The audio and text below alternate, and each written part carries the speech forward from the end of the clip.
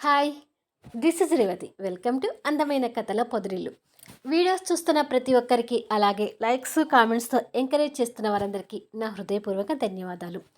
నీ తనుకే episode number 56. Hospital నుంచి వచ్చిన 2 రోజుల తర్వాత రాజేశ్వరి గారు బెడ్ మీద కూర్చుంటే చంద్రిక తల్లికి టాబ్లెట్స్ తీసి ఇస్తుంది. రాజేశ్వరి గారు టాబ్లెట్స్ వేసుకొని చంద్రిక ఇచ్చిన మంచినీళ్ళు తాగి, అక్క ఎక్కడుందమ్మా అని అడుగుతుండగా మైథిలి చేతిలో పేపర్స్ పట్టుకొని బయట నుంచి లోపలికి వస్తుంటుంది. ఆ మొహంలో ఇంతకు ముందులా చలాకి హుషారుతనంతో కూడిన అమాయకత్వం లాంటివి ఏవీ లేవు. పెదవుల మీద నవ్వు పూర్తిగా మాయమై మొహం జీవం లేనట్టుగా ఉంటుంది. మైథిలి రావడం చంద్రిక చూసి, అదిగో అమ్మా, అక్క వస్తుంది అని అంటుంది. మైథిలి పేపర్స్తో రాజేశ్వరి గారి దగ్గరికి వచ్చి పక్కన కూర్చొని, ఇవిగో అమ్మా, లోన్లో పెట్టిన ఇంటి పేపర్స్, డబ్బు కట్టి పేపర్స్ తెచ్చాను అంటుంది. రాజేశ్వరి గారు ఆ పేపర్స్ తీసుకొని చూస్తూ తిరిగి మైథిలి వైపు చూస్తూ, అసలు మీ బాస్ అంత డబ్బు ఎలా ఇచ్చాడమ్మా?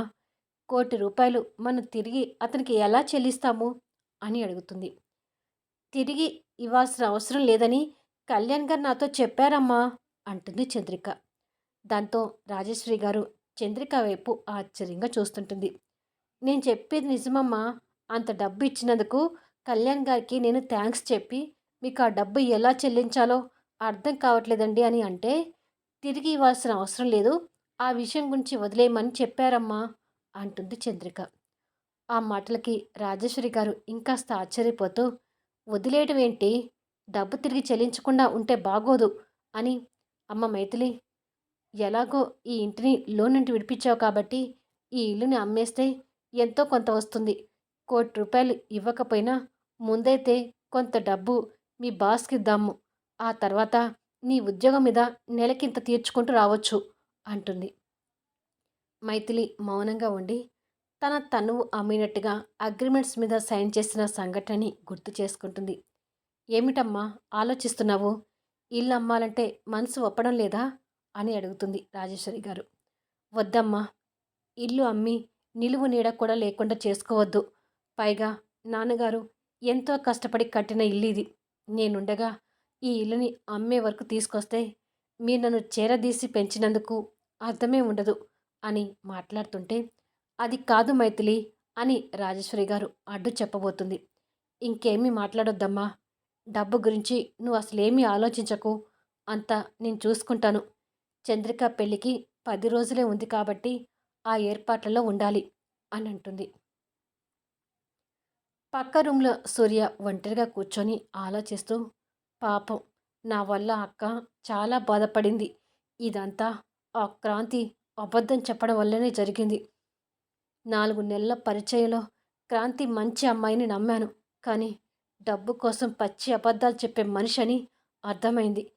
క్రాంతి లాంటి అమ్మాయిని ఎప్పటికీ క్షమించకూడదు అని అనుకొని క్రాంతి మీద ద్వేషాన్ని పెంచుకుంటాడు. అప్పుడే సూర్య అంటూ మైథిలి అక్కడికి వస్తుంది. ఏమిటక్క అంటూ బెడ్ మీద నుంచి లేస్తాడు సూర్య. మైథిలి దగ్గరికి వచ్చి తమ్ముడు తల నింపుతూ, ఇంకా ఆ విషయాల గురించి ఆలోచిస్తున్నావా అని అడుగుతుంది. సూర్య మౌనంగా తలదించుకుంటాడు. నా మీదున్న అభిమానంతో నా ఆర్థిక ఇబ్బందులు తీర్చడం కోసం ఆ ఉద్యోగంలో చేరి చిక్కుల్లో పడ్డావు. ఇక ఆ విషయాల గురించి ఆలోచించి మనసు పాడు చేసుకోకు సూర్య. నీకు ఇంకా మంచి ఫ్యూచర్ ఉంది. ఆ ఫ్యూచర్ కోసం కష్టపడు. అంటే నీ ధ్యాస చదువు మీద పెట్టు. మంచిగా సెటిల్ అవ్వాలని కలలు కంటున్నావు. ఆ కలలు నెరవేర్చుకోవాలనే సంకల్పంతో ముందుకు వెళ్ళు. నా తమ్ముడు గొప్ప హోదాలో ఉండాలనుకుంటున్నాను, కానీ ఇలా చిన్న చిన్న ఉద్యోగాలు చూడాలనుకోవడం లేదు. నువ్వు కష్టపడి చదువుకొని మంచి పొజిషన్కి వచ్చి అప్పుడు ఈ అక్క మీద నీకు చాలా అభిమానం ఉందని నిరూపించుకో అని అంటుంది. అలాగే అక్క, నీకు చెప్పకుండా ఇక ఏ చిన్న విషయం కూడా దాచిపెట్టను. నువ్వు చెప్పినట్టే బాగా చదువుకొని మంచి పొజిషన్లోకి వచ్చి మా అక్క అంటే నాకు ప్రాణం అని నిరూపించుకుంటాను అంటాడు. మైథిలి కాస్త నవ్వుతూ సూర్యని దగ్గర తీసుకొని నుదుటిన ముద్దు పెడుతుంది. మైథిలి వెళ్ళిపోయిన తర్వాత కళ్యాణ్ ఆ రోజునే మొదటిసారి ఆఫీస్లోకి ఎంటర్ అవుతాడు. క్యాబిన్లోకి రావడంతోనే మైథిలి చైర్ వైపు చూస్తాడు. మైథిలి లేని ఆ క్యాబిన్ కళ్యాణ్‌కి నచ్చక మొహం డల్‌గా పెట్టుకొని, సంవత్సరం నుంచి ఎనిమితో కలిసి వర్క్ చేయటం అలవాటైపోయింది. ఇప్పుడు ఎనిమి లేకుండా ఆఫీస్‌కి రావాలంటేనే ఏదోలా ఉంది అని అనుకుంటూ చైర్‌లోకొచ్చి కూర్చొని ఆలోచిస్తూ, ఏదో ఒక వంకతో ఎనిమిని కాసేపు ఆఫీస్‌కి రప్పించాలి అని అనుకొని తనకి ఫోన్ చేస్తుంటాడు. హాల్లో ఒంటరిగా కూర్చొని ఆలోచిస్తున్న మైథిలి కళ్యాణ్ నుంచి కాల్ రావడం చూసి కాస్త భయపడుతూ ఫోన్ లిఫ్ట్ చేసి హలో అంటుంది. హలో ఎనిమి, ఏం చేస్తున్నావు అని అడుగుతాడు. చెప్పు కళ్యాణ్, దేనికి ఫోన్ చేశావు అని అడుగుతుంది. సడన్గా ఆఫీసును వదిలేసి వెళ్ళిపోయావు కదా, నువ్వు రెడీ చేసిన కొన్ని ప్రాజెక్ట్ ఫైల్స్ అర్థం కావట్లేదు, వచ్చి వాటిని ఎక్స్ప్లెయిన్ చెయ్యి అంటాడు. ఫైల్స్ అన్నీ క్లియర్గానే ఉన్నాయి కళ్యాణ్, వాటిని ఎక్స్ప్లెయిన్ చేసే అంతగా కష్టంగా ఏమీ లేవు అంటుంది. నాకు అదంతా తెలీదు. మరో 30 మినిట్స్లో నువ్వు నా ముందు ఉండాలి. కావాలంటే నేను త్వరగానే పంపిస్తానులే అని చెప్పి ఫోన్ పెట్టేస్తాడు. మైథిలి కొన్ని సెకండ్స్ బాధగా ఆలోచించి లేచి రాజేశ్వరి దగ్గరికి వెళ్ళి, నేను కొద్దిసేపు ఆఫీస్కి వెళ్ళొస్తానమ్మా అంటుంది. అదేంటమ్మా, ఉదయం ఆఫీస్కి వెళ్ళడం లేదని అడిగితే చంద్రిక పెళ్లి వరకు వెళ్ళనని చెప్పావు కదా, మళ్ళీ ఇప్పుడు ఆఫీస్ అంటున్నావేంటి అని అడుగుతుంది రాజేశ్వరి గారు. ఇప్పుడు కూడా డే అంతా వెళ్ళడం లేదమ్మా, కొన్ని ఫైల్స్ సబ్మిట్ చేసేది ఉంది, అవి చూసుకొని వెంటనే వస్తాను అంటుంది. అలాగే వెళ్తావా అంటుంది రాజేశ్వరి చుడీదార్లో ఉన్న తనని చూస్తూ. కొద్దిసేపే కదమ్మా, పర్వాలేదులే, ఇలాగే వెళ్తాను అని చెప్పి బయటకొచ్చి స్కూటీ తీస్తుంది. కొన్ని నిమిషాలకి ఆఫీస్కి చేరుకొని డోర్ తీసుకొని క్యాబిన్లోకి వచ్చేసరికి చైర్లో కళ్యాణ్ కనిపించడు. ఎక్కడికి వెళ్ళాడు అనుకునే లోపే డోర్ చాటున ఉన్న కళ్యాణ్ తనని వెనక నుంచి వచ్చి హగ్ చేసుకొని హాయ్ ఎనిమి అంటాడు. కళ్యాణ్ తనని అలా హగ్ చేసుకోవడం నరకంగా ఉన్నా కష్టంగా భరిస్తుంటుంది. కళ్యాణ్ తనని అలాగే పట్టుకొని మెడ మీద సుతారంగా ముద్దులు పెడుతుంటాడు. మైథిలి ఇంతకు ముందులా కళ్యాణ్ నుంచి విడిపించుకునే ప్రయత్నం చేయటం లేదు, కానీ అదంతా కష్టంగా భరిస్తున్నట్టు గుర్తుగా కళ్ళలో నుంచి కన్నీళ్ళు వస్తుంటాయి. ఏంటి ఎనిమి, శారీలో రాకుండా డ్రెస్లో వచ్చావు, శారీలో వచ్చుంటే నీ నడుము అందాల్ని చూసి తరించేవాణ్ణి కదా అంటాడు అలాగే ముద్దులు పెట్టుకుంటూ. ఇప్పుడు నీ పెయ్యని కాదు కదా కళ్యాణ్, అందుకే మామూలుగా వచ్చాను అంటుంది. పోనీలే, నువ్వు ఎలా వచ్చినా నాకు ఓకే అంటాడు. మైథిలి కన్నీళ్ళు తుడుచుకొని కళ్యాణ్కి ఎదురుగా తిరిగి ఏ ఫైల్స్ గురించి ఎక్స్ప్లెయిన్ చేయాలి కళ్యాణ్ అని అడుగుతుంది. ఫైల్స్ లేదు, కాకరకాయ లేదు, ₹1,00,00,000 పెట్టి కొనుక్కున్న నీ తనువుని నాకు చూడాలనిపించింది, అందుకే రమ్మన్నాను అని తన్ని గట్టిగా హత్తుకొని తన బుగ్గ మీద ముద్దు పెడతాడు. మైథిలి అదంతా భరించలేనట్టుగా మొహం పెడుతుంది. కళ్యాణ్ అది గమనించి, ఓ ఎనిమి, ఏంటి ఫేస్ అలా పెడుతున్నావు, నీ తనువు మీద నాకిప్పుడు పూర్తి హక్కులున్నాయి, ఎక్కడైనా టచ్ చేయొచ్చు, ఎక్కడైనా ముద్దు పెట్టుకోవచ్చు, నీ తనువుతో ఏమైనా చేయొచ్చు అంటాడు అధికారంగా. నీకు హక్కు ఉందని నేను కూడా సైలెంట్గా ఊరుకుంటున్నాను కళ్యాణ్ అంటుంది ధీమాగా. ఓ గుడ్, మెంటల్గా ఫిక్స్ అయిపోయావన్నమాట, అలాగే ఉండు అంటాడు.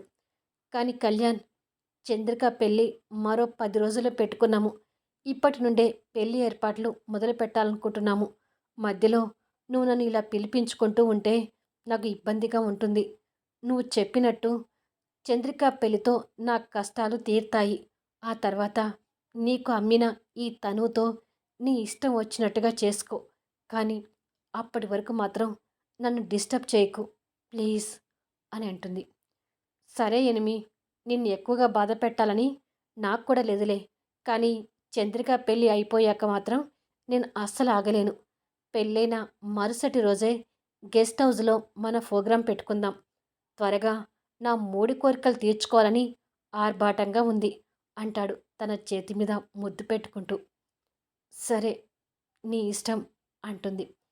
బ్రేక్ఫాస్ట్ చేశావా అని అడుగుతాడు. చేశాను అన్నట్టుగా తల ఊపుతుంది. కాఫీ తాగి వెళ్దు గాని కూర్చో అంటాడు. వద్దు కళ్యాణ్ అని అంటుంది.